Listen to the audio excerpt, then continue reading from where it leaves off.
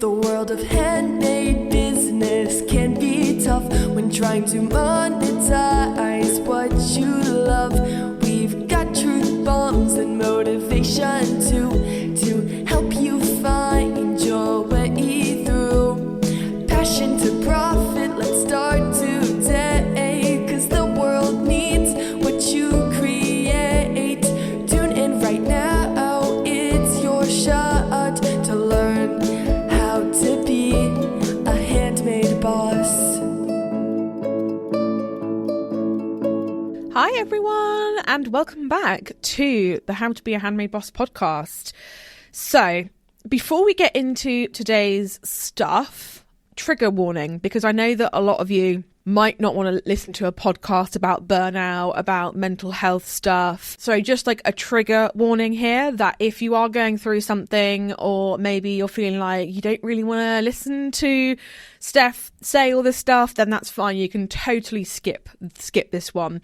If you are someone who's feeling like you want to learn from my mistakes, you want to kind of listen to a little bit about what's been going on the last couple of months, 3 months, 4 months, and just kind of hang out, chill out, talk about it, open up a conversation, and I suppose just be a little bit nosy, then stick around. Okay, so I cannot tell you the back and forth that I've had with this particular episode. I have been back and forth about, should I record it? Should I include it?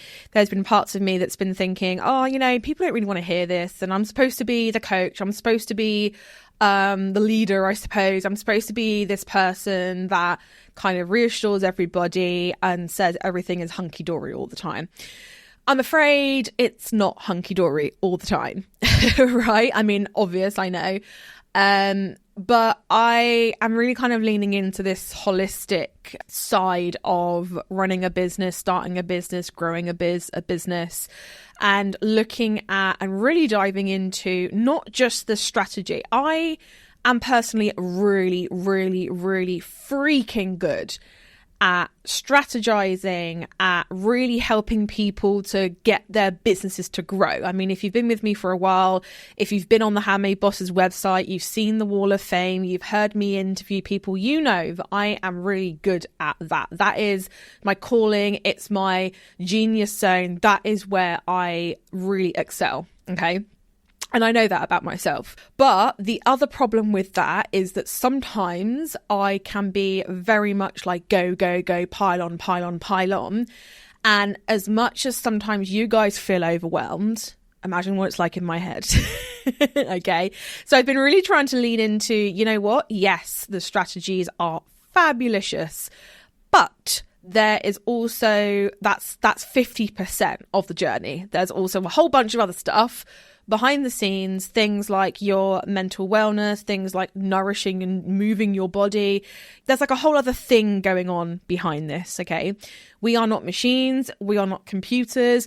And while a lot of people might find that annoying if they get struck down by a cold or an achy knee or a headache or an earache or an eye ache or whatever, the reality of it is that we are not machines, but we are 10 billion times more creative than machines. All of this rambling to basically say that this year I've learned the hard way, and this is not just going to be an episode of me saying, oh my god, I worked too hard and being all like that. No, it's not. I'm going to be real, I'm going to be raw, I'm going to be honest. And if this episode turns out crap, then I never have to publish it, I suppose. So there is that. It might be a cathartic thing for me to talk it through. And if I do publish it, I would love for you to tell me how you felt about it, whether you enjoyed it. It takes a lot to share this stuff. And with podcasts, unlike lives, it's a very like one-sided conversation. So there are two things I suppose you could do for me, which would be awesome. If number one, you could leave me a review. I do read them. I read every single one of them, and just leaving one just really makes my day, especially on episodes like this where it's a little bit like, oh, I don't know if I want to publicly put this out there, but you know, I'm gonna, maybe, hopefully. And number two, send me a DM. Tell me how you felt about this. Did it resonate with you? Have you been going through something, the same, similar, someone you know maybe? I would just love to know. All right, so let's talk about timelines here. So I have recently published an episode. I think it's published when this is going out. To be honest with you, I'm going to be real. The team kind of does the schedule. I just create, and the team kind of fits it in where it needs to fit in. So it might be out. Who knows? But I talked about taking August off. And this has come off of the back of my husband kind of switching jobs, which has been fab because it meant that he could get out of a job that was really damaging his mental health. But what it meant was that he had August off. And I was like, you know what? I'm going to take this opportunity. I am going to have August off. I want to spend this time with him because when else are you able to take a month off, right? So I took a month off, and from the outside in, you would be like, oh my God, yes, Steph, yes. Like, you're going to be fine now. You're going to de-stress. You're going to have all this time. It's going to be fabulous. It wasn't. And the reason why it wasn't is because it was very last minute. I mean, don't get me wrong, spending time with Ash was amazing. And we did a bunch of cool stuff.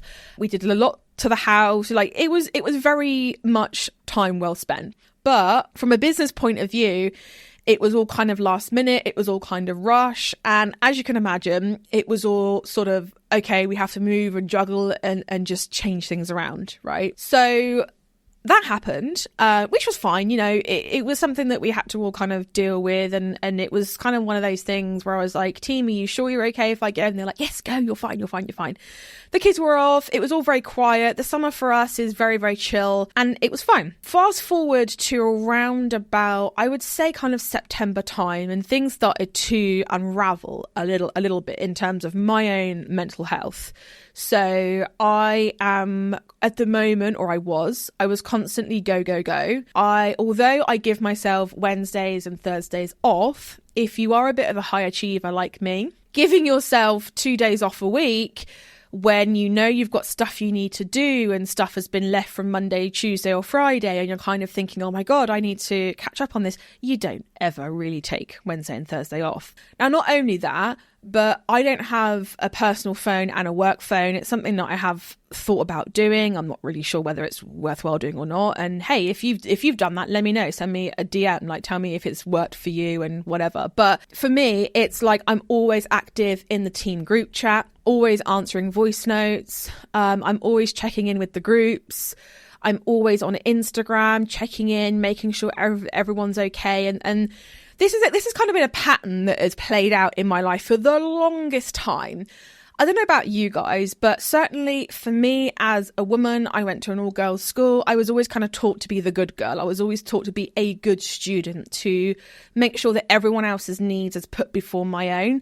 And this pattern started to happen within the business, within my working life. And this has always been a thing, by the way. This has not just happened, magically over the last few months. This has been something that I've had my whole life, right? So what happened was, obviously, as the business is getting bigger and the audience is getting bigger, Instagram is growing, YouTube is growing, the podcast is growing. We've launched a bunch of stuff. The HBSA is growing. Rise is growing. Everything is growing. But the issue is that if you are someone who is putting everyone else's needs before your own, you're making sure everyone is okay, you are a good girl at heart, you want to please everyone, you want to people please, you want to make sure that everything is cool and dandy. As your business gets bigger, everything is not always going to get cool and dandy. There are going to be problems. And for me, I was not very good at letting it go and letting it stay there and letting it sit. For me, it was if I had someone that sent me a crappy email, I was like, oh my God, I have to respond to them because they're not happy. Now, don't get me wrong. Over the last year, I've been really good at putting boundaries in. We've kind of had to do that as a team, because if you're changing your mind every 5 minutes about, are you okay with this person doing this? Are you not okay? You have to put some kind of SOPs, which is what we call standard operating procedures. It sounds really gross and scary, but it's not. It's basically this is the protocol, this is the rules, this is the boundaries of the business, right? And having a team to do that is really, really good, because I just want to help everyone all the time. I just want to be nice all the time. I just want everyone to sparkle in their own right and live their best lives. So as your business gets bigger, there are going to be more problems. There are going to be more things that need your attention. There are going to be more, just more stuff. And that's what I was finding. It wasn't even projects. It was just stuff. It was reactionary things that needed my attention. Oh, such and such has put a post up in the group and I don't think it should be allowed, or so and so is sending DMs and they shouldn't be, or here's a scammer trying to get into your email account, your Instagram account, your Facebook account. I cannot tell you the amount of times I've woken up at 3 a.m. with a push notification to say someone's trying to hack my Instagram account. I was like, no. So obviously then that is kind of on my shoulders to get up and make sure, you're changing the password. And that's just an example. That's happened many a week, many a time. And it's something that I think it just goes back to, I suppose, what I've always said, which is when you grow a business, well, when you start one, when you scale one, when you grow it, when you run it, you are going to see the downfalls and the pitfalls of your own mindset and who you are and what you're good at and what you're not good at, because everything gets harder. And I love, it's literally my hobby. I know that sounds really sad, but it's literally my hobby, is growing businesses, thinking of strategies, ideas, ideals, and digging into it. It's literally something I live, eat and breathe. I absolutely love it. But what it does do is it does highlight the shortcomings of you as a person, and it sucks. And this is basically what this, Q3 and Q4 at least of this year has been for me. Okay. So that was kind of September, and things started to unravel. The team were like, Steph, aren't you supposed to be on a day off? And I'm like, oh, it's fine. I feel like everything I said was just, oh, it's fine. I'll just quickly do this, or I'll just quickly do that. Or it's okay, I'll do it. Or don't worry, I'll sort that out. Or da-da-da. And that's kind of how it was. Very reactionary. If someone wanted help, I'd be on it. If someone sent a WhatsApp message or an email, I'd be on it. There was just a lot of stuff that always needed my attention. Whereas when your business is smaller, you can have 12-hour periods with no emails or with no Instagram messages or anything like that. And it just all feels very easy because you don't have all of that stimulation, I suppose, and things needing your attention all the freaking time. So it's very, very easy to switch off because there's nothing for you to do sort of thing, right? So fast forward to the beginning to mid-October, and things were starting to just not go very well. I don't know about you guys, but for me, October, my family is always a naff month. It really is. Everything bad I think that's ever happened has always happened in October, and I don't really know why. Probably not a pattern, but in my head it is. Fast forward to October and things really started to unravel. My anxiety was on a high. I just felt so rubbish all the time in terms of I didn't feel good enough. The imposter syndrome was knock, knock, who's there? It's me, imposter syndrome. And also, if you guys didn't know, Phoebe, my dog, was very, very sick. Very, very sick. In fact, we nearly lost her. And she had pyometra, which if you have never had a dog or a girl dog, or you've never heard of it, it's basically an infection in the womb. If it's not treated quickly, it's game over. And we caught it just in literally in the nick of time. So obviously that was really, really hard. She was not great in the recovery process after that. So it was very kind of stressful. But about 10 days after she had the surgery, we were due to go away to Italy on a 10-day trip. Now, if you don't know, I am terrified of flying. I've tried everything. I've tried every option, I swear, and nothing seems to touch it. It's just one of those things that I have, and I'm working on it slowly, but it's not something that I'm, oh my God, I have to fix this now. You know what I mean? I've got enough stuff to worry about. But it was a 10-day rail tour to Italy, going through Germany and all that kind of stuff. The closer towards the date that it got, the more and more anxious that I felt, until it came to 3 days before, and it was panic attack after panic attack after panic attack after panic attack. I've never had anything like that before. I've always been able to, I kind of rile myself up, have a panic attack, and then cool the F down. And then that's it. I've kind of had my moment, felt my emotions, let myself do my thing, and then that's it. But this was panic after panic after panic. Anyway, basically, we ended up not going. And what happened was that in true Steph fashion, I went all the way to London, was yeah, I'm going to go. Then we were in London the night before. And, we're in Bournemouth. So going to London is a 2-hour train journey. It's a whole thing, right? So we got there, and I just remember turning to Ash and saying, I can't go. That's it. I just can't go. And it was almost like I was trying to prove myself that I could push through it. And I know that a lot of you out there are like, Steph, why the hell would you not go? This sounds like literally exactly what you needed, and yet you didn't go. What's the matter with you? The issue is that I don't know why, but for me, traveling is really, really stressful. Obviously, we were worried about Phoebe as well, because 10 days after an op, she still was very, very clingy. She just wanted her mum and dad. I mean, she just wanted to chill out. She'd been through a lot. Her little body nearly didn't pull through. And then there we were, like, see you later for 12 days. It wasn't 10, it was 12 days. And I just got to London and was like, no, I can't do it. So yeah, and also traveling for me has never been relaxing. It is something that I thought I wanted. Turns out I'm not very good at it. I find the whole traveling thing very, very stressful. And sometimes I sit there and I'm like, is this worth it? I don't know. Who knows? So yeah, and it all basically came crashing down the end of October. And it was like I went through, in the space of about 2 weeks, I went through this deep pit of, I suppose you can call it just being very down. I don't want to call it depression, but it certainly felt like it. Burning out. My anxiety was just non-stop. And I went back to therapy and basically that kind of takes me to now. So we are just in December. And it's basically just been like a 6-week journey just to try and get myself back on the straight and narrow again, I guess.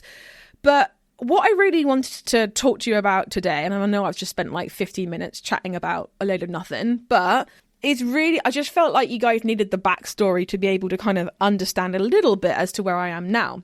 So obviously when that happens, you have a big event happen, a big anxiety inducing event and a lot of stuff going on. And don't get me wrong, there was like a bunch of other stuff that happened in that October, which I don't want to share publicly. It was just a bunch of stuff. But the main two things were Phoebe getting sick and the holiday being a big stressor and a big thing that I was like, are we going? Are we not going? Are we going? Are we not going? Are we, you know? So it kind of leads you to start to pull apart everything you've been doing up until now. That is my brain by nature. I am someone who wants to pull everything apart and understand what it took for me to get here. So I did, and there are a few things that I have kind of found out and kind of learned that I really wanted to share with you in today's episode. I really wanted to kind of like pass this on. I wanted to share it with you. I just wanted to just talk about it, just in case maybe it might prevent one of you from going through what I went through, just in case it is something that you need to hear right now. And if it's not, fair dues, fine. We'll get back to the strategy and the good stuff next week. But for this week, it's really something that I felt like I had to share. So the first thing is working harder never works. It never works. It never, ever, ever works. Let me tell you that I seem to have at the moment, and it's really, really funny how the universe just kind of does what it does. And then you kind of sit back and go, oh yeah. But I have worked double as hard this year versus last year and pretty much made the same, which makes me feel like a failure with a capital F. But it's also kind of funny because if I'd have worked doubly hard and earned double, I would have worked doubly hard again or maybe triply hard again next year. So it's kind of cool how like my body and the universe and whatever you want to call it is kind of like, no, we're not going to give you the reward that you want because you're not doing it right. So working harder never works. Working smarter though does. And this is something that I thought I learned years ago. Obviously I haven't because it's come back again to bite me in the ass. But working harder never, ever, ever works. I don't care whether you feel like you have to be the good girl. I don't care if your peers or your mentors or your parents or your teachers have always told you, well, you must work hard. It's crap. It means nothing. It doesn't work. Working harder only means that you are going to damage yourself, you are going to burn out, and you are not going to get where you want to go. It's a bit like ice skating. It doesn't matter how fast you're moving your legs, but if you're doing the technique wrong, it doesn't matter. But if you're doing slow streaks with the right technique, you're going to get places. But trying to ice skate by making your legs go faster, you're not going to get anywhere. And that is pretty much how 2024 has been for me. The second thing is listen to your body no matter what. I've had various bouts, to be honest, like weeks where I felt really anxious, really crap. And I've just gone, oh, well, insert excuse here, and just kind of like carried on with it and whatever. I'm just kind of gone, oh, well, I'll just carry on and. And, I think really at the beginning of this year was a prime example. I got COVID, and then I got like a horrendous cold/flu thing like 3 weeks later, which for me is not something that ever really happens to me. I'm someone that I get ill like once or twice a year, then that's it. I'm kind of done. But this year has been like, oh, here's a little cough and a sniffle, and oh, here's a chest infection, and oh, here's COVID, and oh, here's a cold, and here's a flu, and here's a this, and here's a that. And that should have been my first warning sign, but it wasn't. And another thing, talking about listening to my body. So I actually, in June, July time, I believe, started working with Sarah Elizabeth Health. She's on Instagram under Sarah Elizabeth Health. And I did a hair mineral test with her, which basically came back as irrefutable evidence that I am stressed AF all the time, because it was there. Like, my hair had been analysed and it told me that was the case. And I think just like seeing it in black and white made me kind of go, oh, sure, okay, that's definitely evidence that my body has been in fight or flight mode for probably months, maybe even years. So I should have at that point gone, okay, I'm going to listen to my body. That was the second big point. And these are just things that I can remember, guys. There's probably a bunch of others that I'm just forgetting about. But that was like the second major thing. Did I listen? I did for like a week, 2 weeks. Then I just fell right back into the routine again, which is not the fun dance that Ross and Monica does. It's terrible. So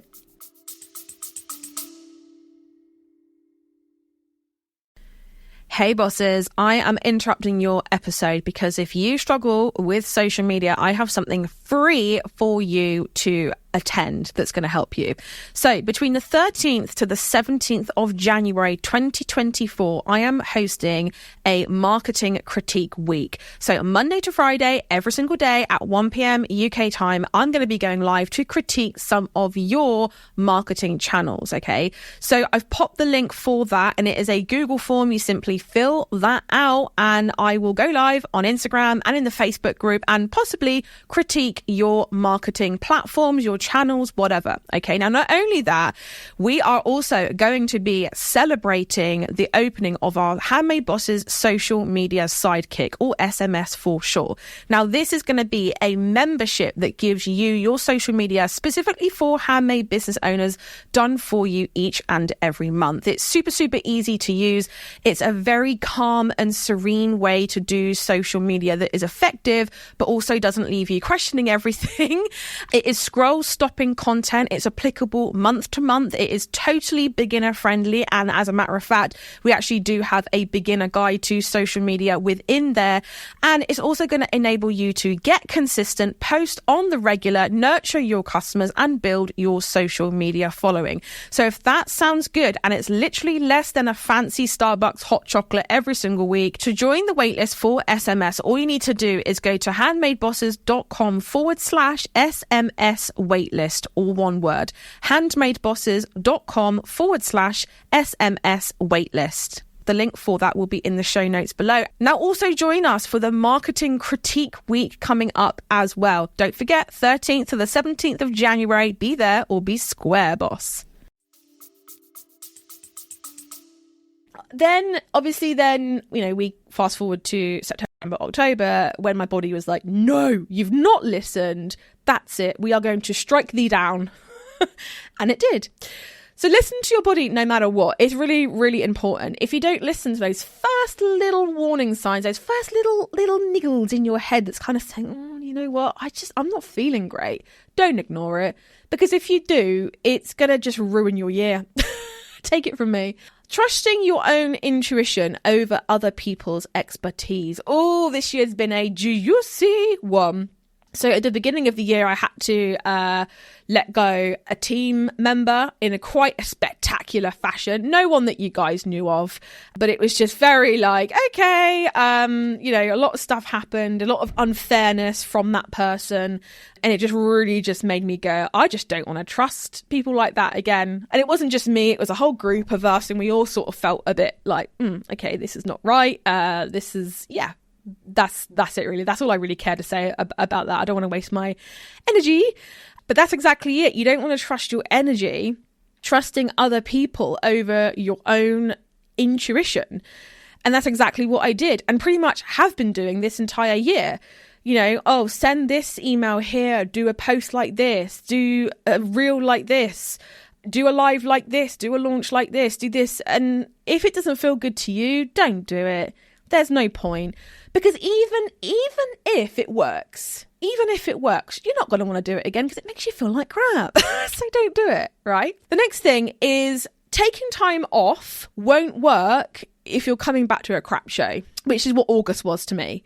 Now, don't get me wrong. Handmade Bosses is not and never has been a crap show. Never. But certainly the organisation, maybe behind the scenes and how I've been dealing with things have. So taking August off sounds lovely, doesn't it? Oh yeah, we'll take August off. We'll have a nice little break. We'll come back and it'll all be hunky-dory. No.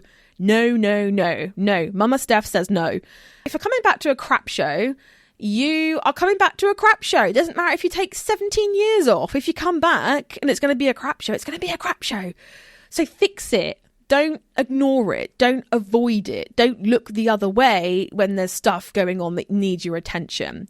And I think another thing off of the back of this is I actually at times just need to remember everything is my choice. I found myself at periods throughout this year kind of saying, I can't do that because of this, and I can't do that because it will hurt this person's feelings, and I can't say this, I can't do that, I can't post this, I can't sell that, I can't not do this, blah, blah, blah, blah, blah. But the bottom line is, let's be honest. Let's just be really, really brutally honest. Everything is your choice. It really is just, that's it. Everything is my choice. And it always has, and it always will be. So if anyone's making life difficult, it's my fault. And it is. Like, everything that I've been saying is my fault. And believe me, I'm not here to get sympathy from anybody or say, oh, poor me. No, everything has been my fault. And that sucks, because the only person you kind of got to blame is yourself. And that sucks. And don't get me wrong, not everything is explicitly your fault. Of course, there's going to be exceptions to that rule. But certainly when it comes to how you want to live your life, how you want to do things, everything is a choice and it's your choice. And if you feel like poop, it's probably because you made a bad choice, and that's fine. And basically this year has been a series of bad choices on my part, and I paid the price for it. So, yeah. The next thing I want to talk about is to get mental health support.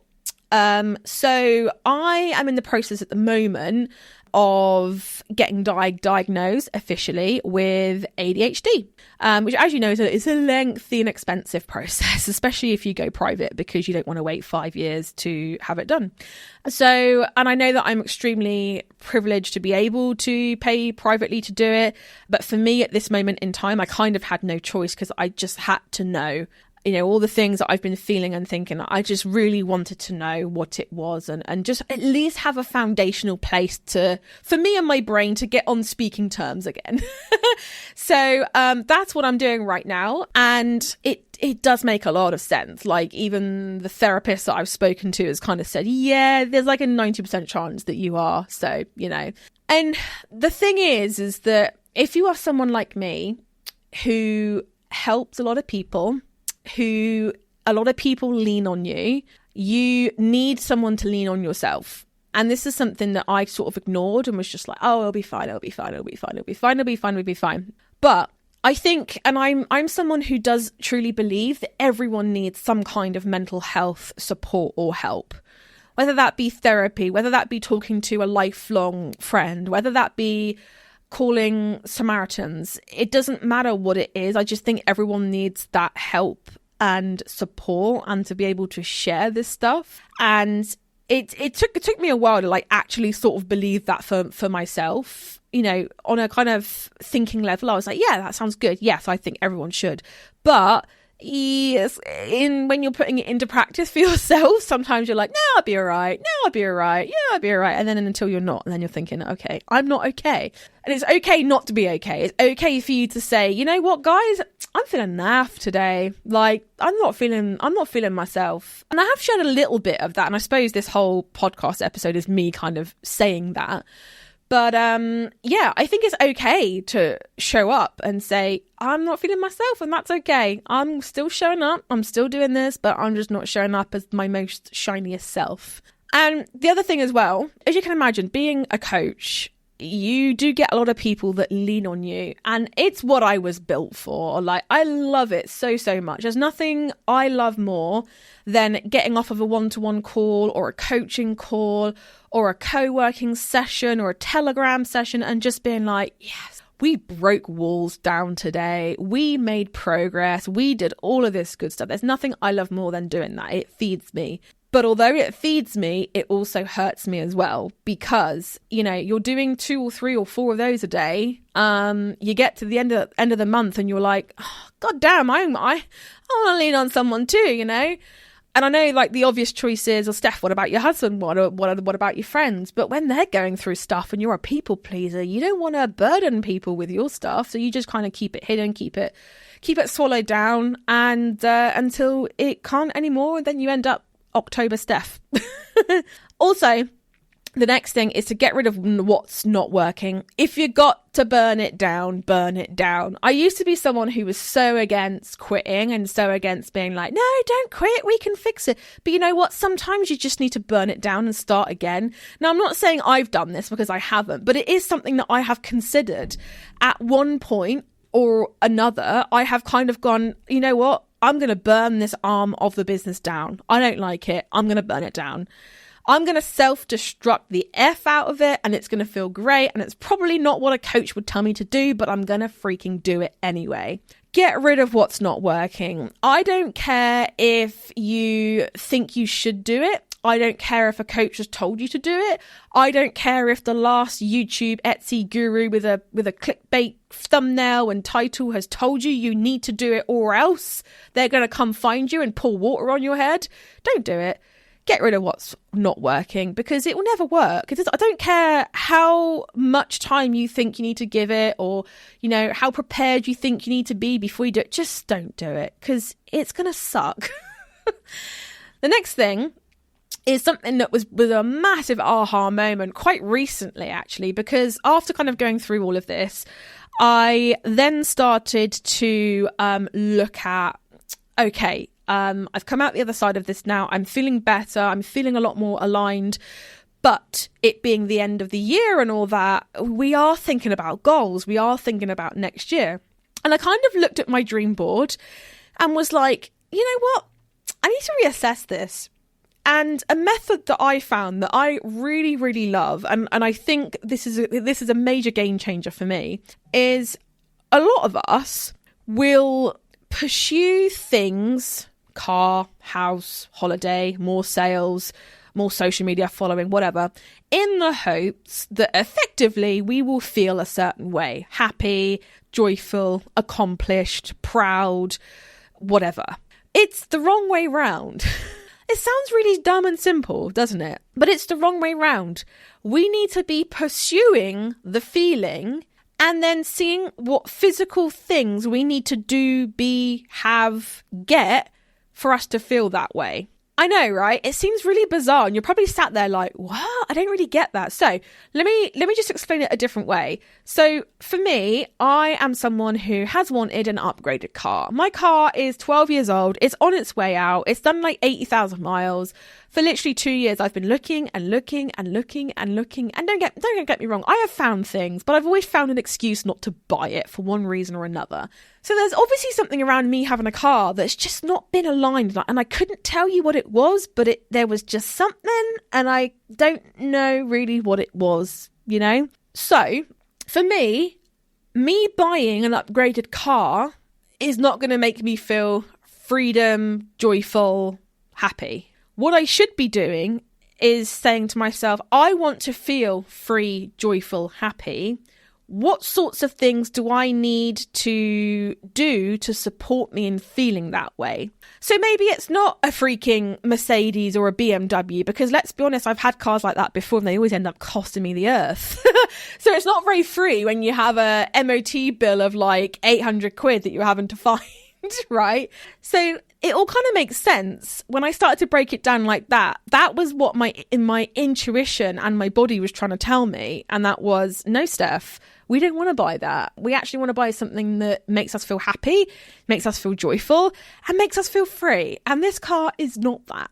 So it's just like a really fun way of looking at your goals, is actually just saying, what do I want to feel first? And then going after the be, do, and have side of it. The next thing, and this is the second to last, I promise I won't ramble on too much more, is don't force yourself into a box you don't want to be in. Oh my God, I cannot tell you the amount of times that I've been like, I need to do this, I ought to do this, I should do that. The problem is that as a business gets bigger, you feel more and more and more wobbly in your sureness that you're doing the right things. And this is something that I have felt, is that you just are not sure because you've built this thing and you've built this mammoth thing and you have a lot of eyeballs on you. You have a lot of people that you want to help. You have a lot of people that are relying on you. You end up being like, oh, shoes, I need to make sure that I'm doing everything right, because if I'm not, people are going to know and it's going to be obvious and I'm going to let people down. So what I did as a result of that is I started following like blueprints and things that other people have told me that I should be doing, instead of actually just doing business the damn way that I want to do it, you know? So it's definitely something that I have just really felt like I've been a square peg trying to fit into a round hole, is essentially the best way that I can describe it, right? The last thing that I want to say is, and this is going to sound really woo, and a lot of you are going to be like, oh, whatever, Steph. But I actually really want you to listen, because this is something that has been huge to me. And that is that your breath is everything. Now, I don't know if you guys know, when you are feeling nervous, stressed, anxious, the next time you find yourself doing that, and I hope it's not too soon in the future, but the next time you find yourself doing that, just pay attention to your torso. Are you breathing through your chest? Are you breathing through your nose? Are you breathing shallow? Are you breathing fast? Because let me tell you that when I actually started to take deep belly breaths, and I don't do anything extravagant. I'm not like someone that's like breathing out of one nostril and another. I don't do any of that. I'm not that advanced. But when I am feeling stressed, just consciously dropping my shoulders, taking a deep inhale in and a massively long exhale out has been really a game changer for me. I know it's obvious. I know we always see it and we're like, yeah, okay, yeah, breathe. But honestly, it has been a massive, massive, massive game changer. And I think the thing that a lot of people skip over and they don't really think of it as something that's going to help is because, oh, my breath has always been with me. Like I do it all the freaking time. How is this going to help? But when I spoke to my therapist, she was like, your body physically cannot get in fight or flight mode if you are taking slow belly breaths. And that was just the reassurance that I needed, because once you've had a humdinger of a panic attack, you do not want to have another humdinger of a panic attack. So for me, I then started this whole cycle of being afraid and being afraid of the panic and then being afraid of the panic attacks. And it was just all a hot mess. But when I actually started to belly breathe, I was like, oh my God, yes, I can feel this. I can actually, and whether it's true or not, I mean, at this point, I don't feel like it actually matters, because it does just reassure me that as long as I'm taking slow, deep belly breaths, I can keep myself horizontal. I can keep myself grounded. I can keep myself connected to myself. I can keep it all on an even keel. So I just wanted to end on that because I know a lot of you are probably like, yeah, right, breath, fine, yeah, sure. But I would actually love it if throughout the rest of your day, 3 times you just commit to taking 3 sessions of 3 long, deep belly breaths. And let me know how you feel. You can do like YouTube videos that show you how to do it. You know, there's like tons of resources out there. Even box breathing is really good. But I just find taking an inhale in through your nose and breathing out double the amount of time that you inhaled is just a nice, easy way to remember it all. So I think really all of this is just something that I've been through. It's something that I wanted to share with you guys. I'm really trying to lean into being A, more transparent, more honest, and B, really trying to teach not only the strategies and the increasing sales and revenue side of things, but also actually being like, you know what, we don't want to get to burnout because we don't want to build this thing and have to burn it all down because we can't cope, because we haven't done the inner work that we need to succeed in our outer world. So my loves, I want you all to keep going and keep pushing, because the world really does need those special creations that only you can bring to life and only you can make. But for now, my loves, I will catch you in the next one. Don't forget, leave me a review if you enjoyed this. Send me a DM if you did. I've been really vulnerable today, so it'd be really cool if you just say, you know what, thumbs up, Steph, that was awesome. So yeah. Anyway, I will catch you in the next one. Thank you so much for tuning in to How to Be a Handmade Boss. And if you're eager to boost your Etsy sales within just 7 days, then be sure to join my most popular free training at handmadebosses.com/conversion. You can also find the link in the show notes as well. Keep an eye out for our next episode, where we'll be continuing our journey towards handmade business success together. And until then, keep crafting and stay inspired, because the world really does need those special creations that only you can make.